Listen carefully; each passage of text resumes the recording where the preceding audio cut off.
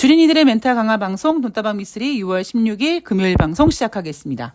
자, 어제 말씀드린 대로 오늘은 금요일 일주일의 끝자락에 와 있습니다. 여러분이 깜짝 놀라실 만한 소식. 제가 지금 일주일 동안 그렇게 좋아하는 맥주를 포함해서 알코올을 일체 입에 대지 않고 있습니다.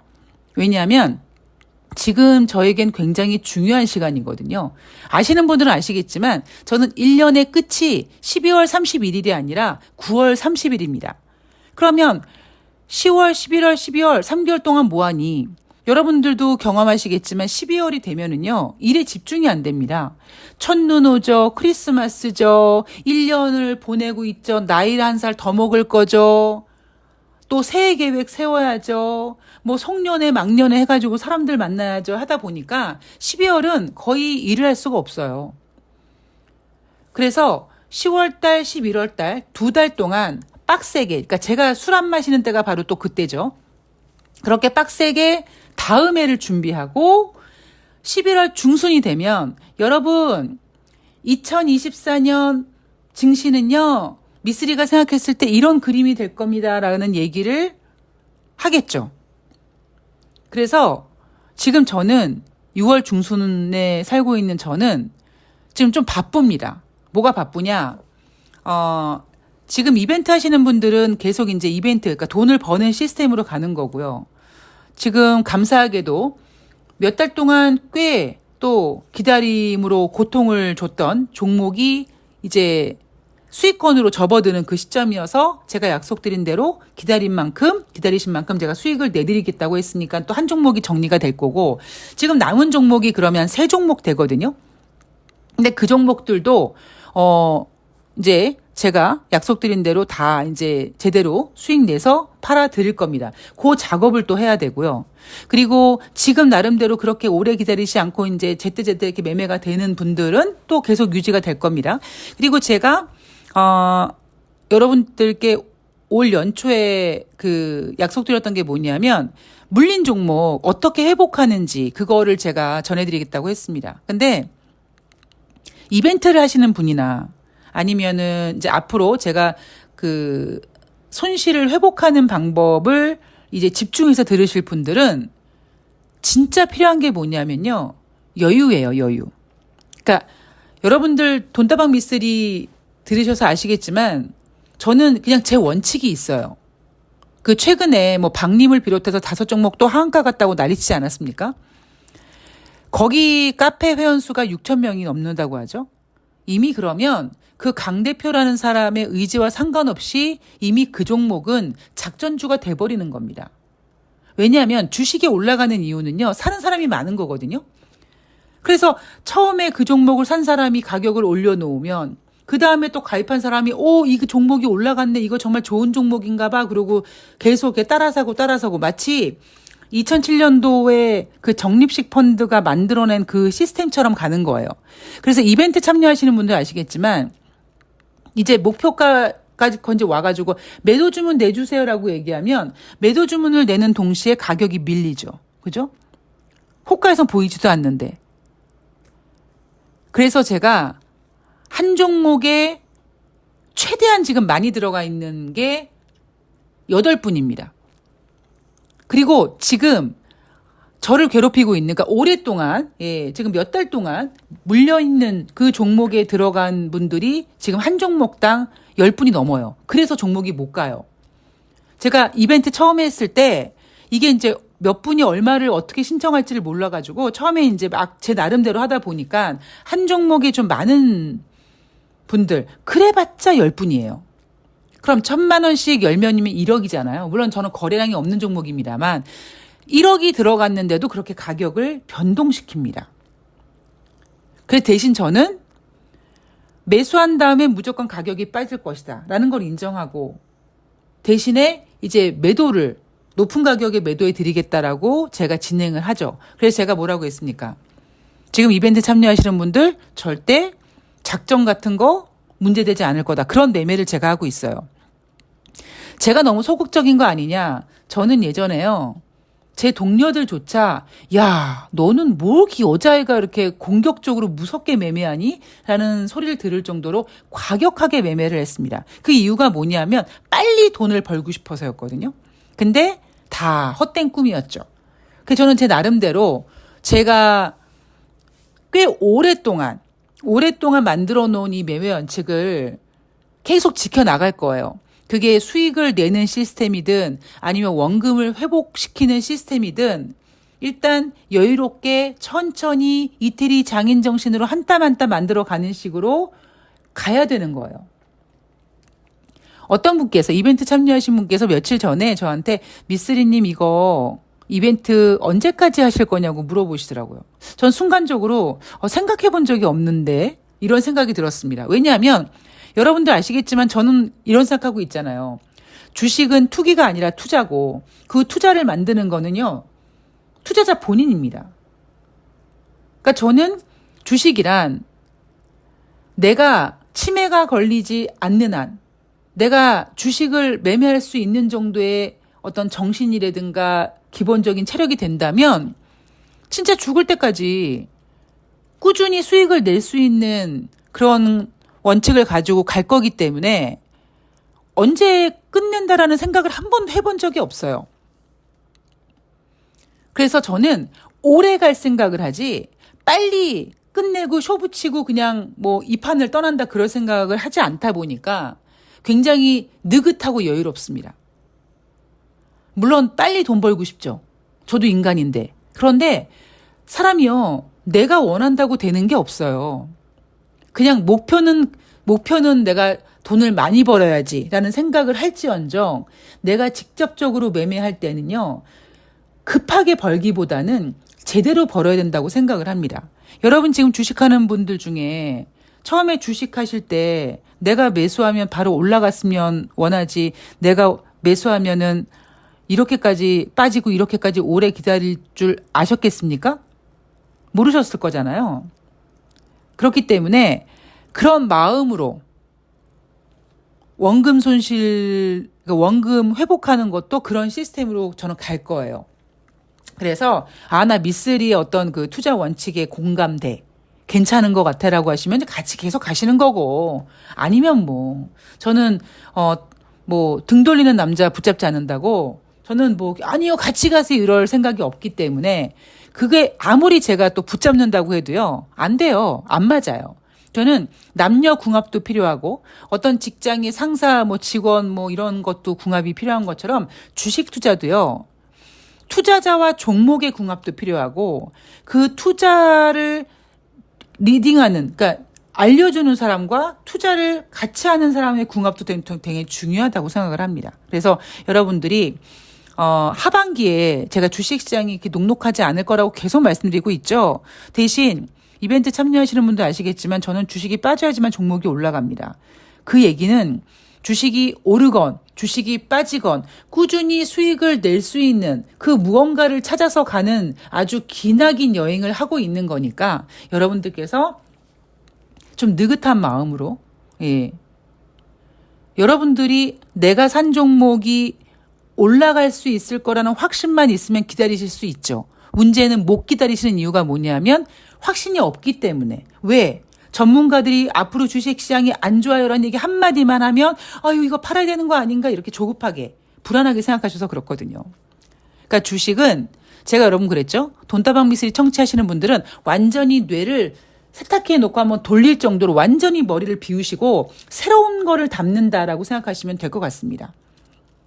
제가 수많은 매매와 수많은 개인 투자자와 한때는 진짜 작전도 해봤었고 제가 별의별 짓 다 해봤다고 했잖아요. 그 모든 과정이 쫙 이제 이렇게 인풋돼가지고 어떤 기계에 막 돌려가지고 아주 엑기스로 아웃풋으로 나온 시스템이라고 전 생각을 하거든요. 그래서 하반기 혹은 내년까지 주식시장이 녹록하진 않을 거예요. 그랬을 때 여러분들은 주식은 투기가 아니라 투자다라는 생각을 가지고 계속 꾸준히 수익을 낼 수 있는 그런 개인 투자자가 되겠다는 마음으로 가시면 될 것 같습니다. 자, 6월 15일 목요일 뉴욕 증시 마감 현황 점검해 볼 텐데요. 3대 지수가 모두 1% 이상 상승했습니다. 다우지수가 1.16, S&P 500이 1.2, 나스닥이 1.15% 상승했습니다. 자, FOMC 회의 결과를 소화하면서 상승했다고 하는데 FOMC 회의가 어땠습니까? 6월 13일부터 6월 14일까지 진행한 6월달 FOMC 회의 금리 동결했고요. 예상대로. 제롬 파월 연준 의장은 7월달 금리 인상에 대해서 그러니까 7월달 FOMC 회의에 대해서 뭐 결정난 거 아무것도 없다 이렇게 얘기했습니다만 시장에서는 아니야 6월달엔 잠깐 쉬어갔던 거고 7월달에는 금리 인상할 거야 라고 생각하면서 지금 7월에 금리 인상 가능성이 60%입니다. 그런데 참 신기하지 않습니까? 아니 6월달에 FOMC 회의에서 동결은 했는데 앞으로 미래 7월달에 금리를 인상한다면 오히려 주식시장이 불안해해야 되는데 FOMC 회의 결과를 소화한다라는 표현을 쓰면서 상승했다라고 하는데 이 얘기는 다시 말해서 뭐냐면 시장도 7월달에 금리 인상을 안 할 가능성을 예상하고 있는 거예요. 물론 뭐 금리 선물 시장에서 뭐 60% 이탈형하고 있는데 이건 되게 형식적인 거고요. 실제로는 7월달에 금리 인상 안 할 수도 있을 거야라는 생각이 좀 강한 겁니다. 자, 제가 여러분들께 딱 두 가지만 말씀드릴게요. 특히 경제 지표에 대해서 먼저 말씀을 드리면 제가 3월 달에 증시는 뿌연 안개 속을 지나가는 드라이버와 같다. 그래서 그 차를 운전하는 운전기사는 속도를 줄이고 그다음에 비상등을 켜고 가야 된다. 과연 그 안개 속에 뭐가 있을까? 제가 이런 전망을 2월 말에 해드렸는데 결국 그 안개 속에 있었던 것은 다름 아닌 실리콘밸리 뱅크 사태였죠. 그때 실리콘밸리 뱅크 사태 때 많은 투자자들은 2008년도 금융위기의 트라우마를 떠올리면서 그 생각을 했습니다. 그렇게까지 문제가 커지겠구나라는 생각을 했습니다. 그리고 그 문제가 미쓰리 예상대로 확대되지 않고 그냥 도이치뱅크가 어쩌고 저쩌고 하고는 그냥 조용해졌어요. 자, 그러자 4월 달에 사람들이 안심을 했습니다. 그죠? 그래서 제가 이걸 뭐라고 표현해 드렸냐면 남녀가 연애를 하다가 크게 한번 대판 싸웠다. 서로 뭐 죽이네 사내하고 대판 싸우고 집에 돌아왔는데 싸운 건데 진짜 이 싸움으로 우리가 헤어지면 어떻게 하지라는 그런 두려움을 가졌던 것 같은 증시가 3월달 증시였고 4월달 증시는 다행히도 상대방이 미안해 라고 이렇게 사과하면서 헤어질 거라고 생각했던 그런 두려움이 안도감으로 바뀌면서 애정이 더 깊어지는 때가 4월이다. 자, 5월은 어떨 것이냐. 자, 애정은 깊어졌어요. 다시 재회하고 다시 화해하면서 애정은 깊어졌지만 문제가 뭐냐면 둘이 막 싸울 때 내 여자친구는 정말 아주 고운 말만 쓸 것 같은 그녀가 야, 이 씹새끼야 막 이러면서 뭐 그동안 쌓였던 모든 감정들을 막 토로하면서 이렇게 얘기하면서 다시 화해는 했지만 사랑이 다시 뜨거워지기는 했지만 서로 못 볼 걸 봤기 때문에 어느 정도 이제 콩깍지가 벗어나는 거죠. 그래서 좋아하는 마음도 있지만 또 좀 싫어하는 마음도 있고 그러면서 이제 어찌 보면 싸움이 잦아지고 그게 남녀관계 아니겠습니까? 그러니까 그것처럼 제가 이렇게 남녀관계를 비유해드렸습니다. 왜 이런 비유가 필요했느냐? 자, 그러면 4월 달에 발표된 경제지표는 치고받고 싸워서 헤어짐을 두려워하는 것처럼 경제지표가 안 좋을 것이다. 그런데 5월 달에 발표되는 4월 달 관련 지표는 화해를 해서 애정이 뜨거운 것처럼 뭔가 헤어지지 않았다는 안도감 때문에 경제지표가 다 좋게 나올 것이다. 자, 그렇다면 6월 달에 발표되는 5월 달 관련 지표는 어느 정도 콩깍지가 벗어나면서 좋은 마음도 있고 미운 마음도 있고 이렇게 막 뒤죽박죽돼서 혼조세다. 그렇게 제가 경제지표를 읽어드렸습니다. 비유해드렸죠. 미쓰리 예상대로 3월달 관련 지표는 죽었고 4월달 관련 지표는 모든 예상을 깨고 다 좋아졌습니다. 4월달 미국의 무역 적자만 부진했어요. 그리고 6월달에 발표되고 있는 지금 5월달 관련 지표는 어떤 거는 잘 나오고 어떤 건 못 나옵니다. 5월 소매 판매 시장 예상은 0.2% 둔화를 예상했는데 0.3% 상승했고요. 5월 산업 생산은 4월에는 0.5% 상승했는데 5월달 경제 지표는 0.2% 둔화됐고요. 올 들어 첫 감소세라고 합니다. 산업 생산이에요. 그리고 5월 수입 물가는 한 달 만에 하락세로 접어들어서 전월 대비 0.6% 감소했습니다. 자, 어떤 건 좋게 나오고 어떤 건 못 나오고 있고요. 고용지표 같은 경우에는 비농업자 고용자 지수는 증가했는데 34만 건으로 증가했는데 실업률이 0.3% 상승했습니다. 게다가 매주 목요일마다 발표되는 주간 신규 실업수당 청구 건수가 지금 기준선인 26만 건에 육박했어요. 아이 미쓰리 무슨 소리야. 26만 건이면 30만 건까지 한참 남았네. 여러분 22만 건, 21만, 22만 했던 주간 신규 실업수당 청구 건수가요. 유후 하면서 26만 건 단번에 올라갔습니다. 자, 그렇게 지금 6월 달에 발표되는 경제 지표가 어떤 건 잘 나오고 어떤 건 못 나오면서 상당히 지금 혼란을 주고 있습니다. 그래서 투자자들이 지금 정신이 없어요. 연준도 마찬가지일 겁니다. 과연 이거 연병할 7월 달에 금리를 인상해야 돼 말아야 돼 이런 지금 고민을 하게 되는 시간이고 이제 그런 고민은 이제 시간이 지나가면 한쪽 방향으로 이제 확 방향을 만들 겁니다. 자, 두 번째 제가 드리고 싶은 말씀 뭐냐면 제가 몇 달 전에 이런 얘기 해드렸죠. 주제 파악을 해야 된다. 쓸 카드가 많은 뉴욕 증시는 크게 뺄 생각이 없다 보니까 어떤 수단과 방법을 저는 개인적으로 주간 신규 실업수당 청구 건수 같은 경우도 저는 살짝 그 작업질을 한다고 생각을 하거든요. 그러니까 그렇게 쓸 카드가 많은 미국은 무슨 수를 쓰더라도 그렇게 좋게 뉴욕 증시를 포장할 수 있는 반면에 대한민국은 신흥국이고요. 쓸 카드가 별로 없습니다. 그래서 제가 뉴욕 증시가 올라가도 대한민국 증시가 막 같이 갈 거라고 생각하지 말고 주제 파악을 해야 된다. 원달러 환율이 떨어져도요. 지금 대한민국 코스피 시장 2,700이 못 갑니다. 제가 그랬죠? 이제 환율과 상관없이 대한민국은 대한민국의 증시를 갈 거라고요. 어떻게 가느냐? 여러분 이번 주에 주식시장 어떻습니까? 당장 목요일만 보더라도 상승했던 종목이 뒷심이 없어요. 쫙 밀립니다. 그죠? 아마 오늘도 6월 16일 금요일 아마 오늘은 더더욱 금요일이기 때문에 더 밀릴 겁니다. 그만큼 대한민국 주식시장은요. 기본적인 체력이 약해요. 저는 이거를 허접하다라고 표현을 하죠. 뉴욕 증시가 아무리 사상 최고치를 달린들 뭐 하겠습니까? 대한민국 주식시장 2600포인트라고 와 많이 올랐다고 하시지만 제가 여러분 옛날에 그런 얘기 해드렸어요. 2200포인트가 굉장히 많이 떨어진 지표처럼 보이지만 코로나 기간을 딱 떼놓고 보면 적정 가격이라고. 그러니까 코로나 직전에 2019년 미국이 금리를 인하하고 그때 코스피가 한 2230 막 그랬거든요. 한 2100 막 그때 그 타이밍이거든요.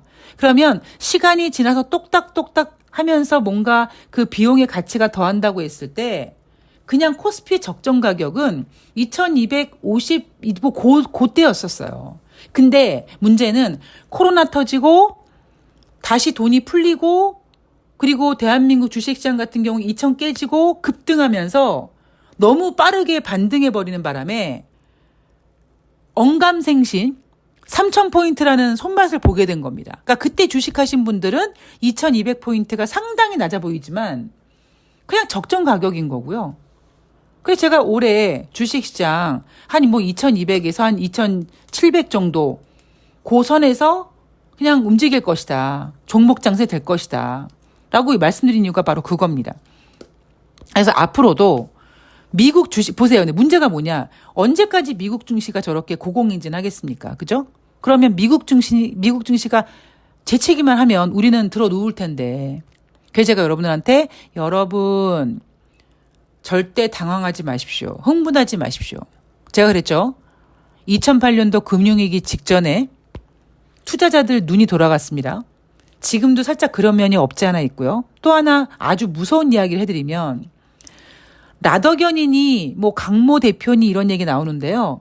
여러분 주식이 왜 떨어집니까? 팔려고 하는 사람이 많아지기 때문이에요. 계속 가면 왜 그렇게 팔겠습니까? 그게 뭐 작전 세력이 물량을 던진 거든 뭐 하든 어쨌든 간에 우리가 그 정치 시사에서 가끔씩 그런 얘기하죠. 배에서 뛰어내린다고. 그러니까 선수들이 미리 뛰어내리는 거일 수도 있습니다. 제가 왜 이런 얘기를 해드리느냐.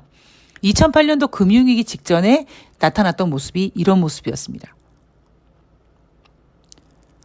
주식시장은 계속 좋다고 얘기하고 전문가들은 뭐 3,000포인트 막 타령하지만 종목으로 들어가 보면 앞으로 시장을 예상한 어떤 프로들이 거기에 대비하는 모습이 나타난단 말이에요. 그런데 강모 대표가 그런 얘기하죠. 증권사에서 대출을 막아서 그렇다. 원래 증권사는 그래요. 그걸 증권사 핑계 댈 수는 없습니다. 그 증권사가 대출을 막는다는 개념은 어딘가 이제 빵꾸가 나기 시작한다는 거예요. 제가 그걸 이렇게 비유해 드리죠. 뭐 아빠가 부동산하고 엄마가 신용으로 주식 사고 아들이 코인 사고 제가 이 비유를 몇 번을 해드리지 않습니까? 그거는 증권사 대출을 줄이고 말고의 문제가 아니에요. 그건 그냥 핑계인 거예요. 그냥 유동성이 꺼지는 버블 과정 중에 일어나는 일입니다. 그래서 여러분들은 뉴욕 증시를 좀 그러니까 멀리 한다는 게 아니라 뉴욕 증시와 좀 거리감을 두고 대한민국 주식시장의 현실을 좀 직시해서 주제 파악을 좀 하면서 절대 흥분하지 마시라는 게 제가 최근 들어서 간곡하게 드리는 부탁입니다. 감히 말씀드리자면 제 시황은 한 번도 틀린 적이 없어요. 제가 그랬죠. 2019년도에 금리 인하할 거라는 걸 아마 세계 최초로 제가 주장을 했습니다만 저의 문제가 뭐였냐면 금리 인하를 주장했으면서도 그 유동성 때문에 증시가 올라갈 거라는 거를 놓쳤습니다. 그런데 아직 미국 금리 인하도 안 했고요. 유동성 회수 안 됐고요. 금리 인하라는 기대가 선반영된 상태입니다. 그리고 무엇보다 가파르게 상승시킨 금리 인상이 만들어낼 후폭풍을 아직 우리는요, 냄새도 못 맡았어요. 거기에 대비해서 절대 흥분하지 마시고, 침착하게 하루하루 열심히 즐거운 마음으로 투자하셨으면 좋겠습니다. 자, 저는 오늘 방송은 여기서 마무리하고요. 그리고 내일 토요일 방송에서 또 찾아뵙도록 하겠습니다. 좋은 하루 되세요. 고맙습니다.